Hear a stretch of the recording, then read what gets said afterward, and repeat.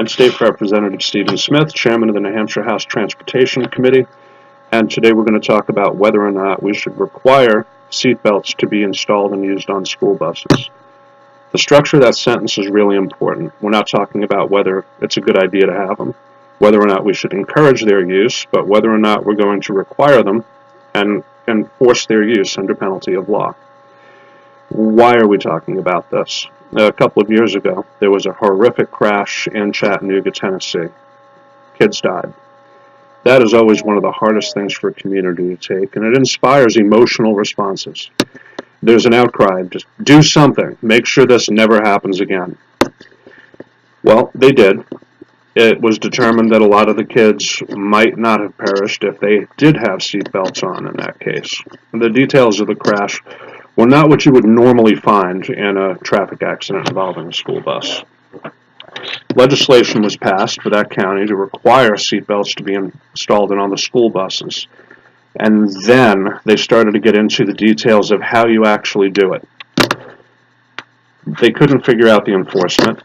The price tag ended up being $400 million, something that a county like that couldn't afford. So they began the process with an emotional response to an admittedly emotional situation, and then ended up in a situation where they had to tell the people, we're sorry, we were wrong, we just don't know if we can do this. Why did that happen? As a legislator, I don't vote on ideas, sentiments, I vote on words that are on paper. And before I even get to the part where I decide if I like the idea or the underlying issue, we have to decide if the words are something that you can enforce. Can you implement them? If you go through the steps that are detailed in the bill, can you actually do it? And if you can you enforce it? It's silly to make a law that nobody's going to enforce. I could pass one that required you all to put orange flags on your car and leave it at that. The orange flag lobby would be really happy with me, as would the manufacturers, except that I didn't determine a penalty. So if you don't do it, what happens? Nothing. So if we're going to come up with a policy for school seatbelts, we have to go through all of these steps. Going through these steps and finding them impossible to navigate is one of the reasons that I've concluded that we shouldn't be enacting policy like this at this time.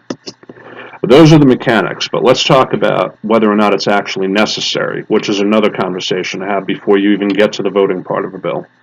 So, school buses are among the most traveled vehicles in the country. They've logged 4 billion miles a year, carrying 25 million students, and are the safest form of transportation there is. And they're not built like your car.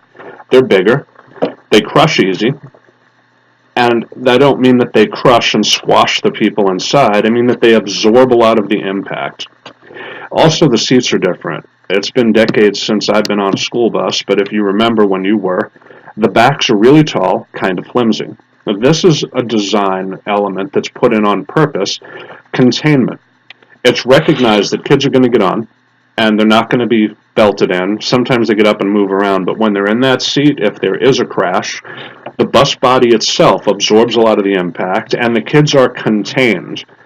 The National Highway Traffic Safety Administration has specifically required this design to be put on the buses, and for years has said it is the best policy, the best method for protecting the kids, and that we don't need the seatbelts, despite their advocacy for seatbelts being in passenger cars since 1968. It's well thought out, and they are the organization in the federal government tasked with enforcing safety. So, what happens if we did it? How do you enforce it? So the kid gets on the bus. Now, who makes him put the belt on? Does the driver have to go back and do it? Does the kid do it themselves? If the kid refuses to do it, well, what happens then? Does the kid or his parents get a ticket, or does the driver? Is the driver allowed to move the bus? Now, if it's primary offense that you can be pulled over for, the bus driver knows about it, he can't move. The bus has to sit there until this is worked out. This matters because between 2006 and 2015, 301 school kids died on school bus-related accidents. Only 54 of those were actually in the bus. The overwhelming majority of them were around the bus. It turns out that according to school bus drivers, the most dangerous time for the bus is when it's sitting stopped in the road. If we were to add this level in, where you have to go back and verify the belt, we're actually increasing this dangerous window where the bus is stopped in traffic. A lot of people have thought about this, whose responsibility it is to do something about it. Nobody cares more about kids' lives than I do. That's my job, says Rich Casey, Transportation Director for Bellevue Public Schools in Nebraska. If I really believed school buses were unsafe with their current configuration, I would be 100% behind putting seatbelts in school buses. But there is no scientific or empirical data that shows they would offer more protection than the current system.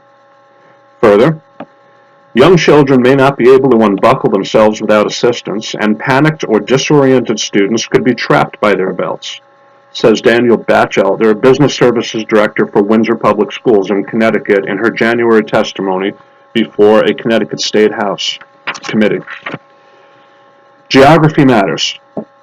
I can't create a policy district by district. I can only do it for the entire state. Now here, I live along the Connecticut River, and kids travel miles where they're only a few feet from the water. What happens in a submersion event? Now, today, they may be able to get out. But how much time am I adding if we have to unstrap all those kids in time to get them out from the water when they're panicked or disoriented?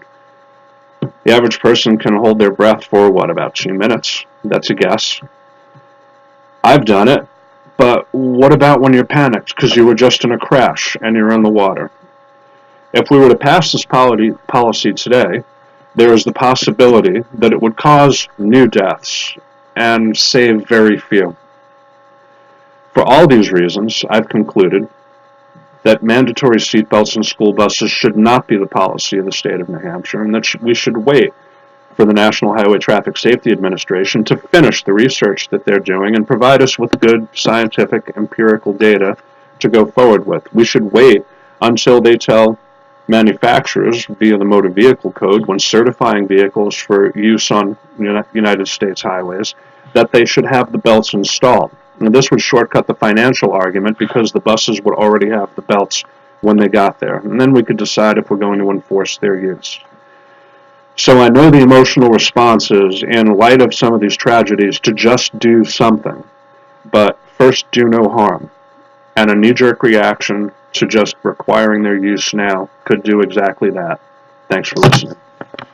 Now to that little boy and the school bus driver who jumped into action when the bus crashed into a lake. ABC's Lindsay Davis has the story. This morning, a 10-year-old and his bus driver are being hailed as heroes after this school bus carrying elementary school students crashed, then careened into this lake outside of Tampa Thursday afternoon. I see him stepping on the brakes, but the brakes weren't working, and then everyone started screaming. The bus taking down a signpost and part of a tree before flipping on its side in the water. He said, "Hold on tight." They figured out what he was trying to say when it was bumping like crazy, but it was too late. Literally, it was too fast. They couldn't grab on. Parents and first responders rushing to the scene, but all 27 students and the driver managed to escape through the rear emergency door, all making it out uninjured, thanks in part to one young boy on board, springing into action. I grabbed the kindergarten's arms and I put her around my neck and I dragged her to land, and then I went back. Witnesses also calling the bus driver a hero, saying the 64-year-old man stayed on the bus until every child got out safely. Investigators now working to determine the exact cause of the crash. The driver says he believes the brakes failed. For Good Morning America, Lindsay Davis, ABC News, New York.